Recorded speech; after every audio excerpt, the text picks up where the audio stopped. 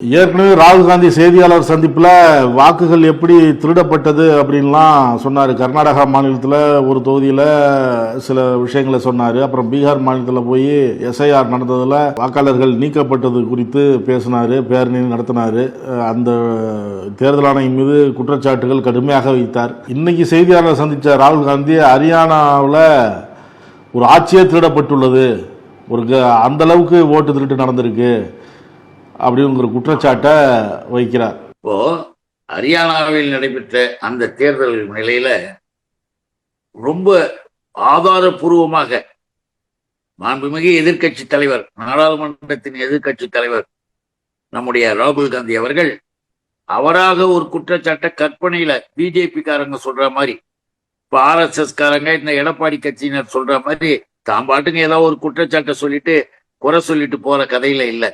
Very strictly and also very correctly, ரொம்ப பர்ஃபெக்டா அவருடைய குற்றச்சாட்டுகளை ஸ்கிரீன் பண்ணியே காட்டுறாரு. ஒருவர் பெயரிலேயே 25 வாக்குகள் போடப்பட்டிருக்கு. ஒரு படம் ஒண்ணு போட்டிருக்கு, அந்த பிரேசில் நாட்டினுடைய ஒரு மாடல் அழகியினுடைய படத்தை போட்டுட்டு அதுக்கு 10 பேர் வச்சிருக்கிறான், 10 போட்டோ போட்டு இருக்கு. ஒரு பிஜேபி காரர்களுடைய வீட்டுல 68 ஓட்டுகள் பதிவு செஞ்சிருக்கிறாங்க. அங்க போய் அந்த இதை எடுத்து பார்த்தா அங்க யாருமே கிடையாது, 2 பேருக்கு மேல கிடையாது. இப்படி ஆதாரபூர்வமாக இருக்கிறதெல்லாம் எடுத்து இப்ப காட்டிட்டு அதற்கு பிறகுதான் அதை தெளிவாக அவர் குற்றச்சாட்டு சொல்றார். 25 லட்சம் வாக்குகள் இதே மாதிரி பதிவு ஏற்கனவே பதிவு பண்ணவர்களை எடுத்திருக்கிற, ஏன் எடுத்த சிறுபான்மையினர் மக்கள், அது இல்லாம அடக்கப்பட்ட ஒடுக்கப்பட்ட பிஜேபி ஏற்றுக்கொள்ளாத மக்கள் இருக்கிற பகுதியெல்லாம் ஓட்டர்ஸ் போகுது. இதையெல்லாம் அவர் ஆதாரபூர்வமா எடுத்து காட்டி இப்ப குற்றச்சாட்டு எடுத்து வச்சிருக்காரு. அதை யாருமே எடுத்து அவரை எதிர்த்து சொல்வதற்கு ஆதாரபூர்வமாக பதில் சொல்ல பாஜகவில் யாரும் வரல. தேர்தல் ஆணையமும் சரியாக அதற்கு மீட் பண்ணவும் இல்லை.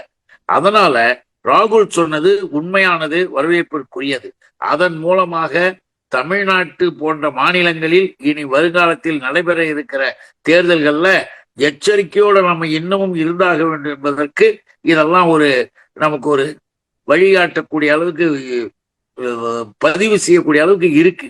இந்த குற்றம் இனிமே அப்படி இருக்கும், ஜாக்கிரதை அப்படின்னு எச்சரிக்கை செய்யற மாதிரி இருக்கு.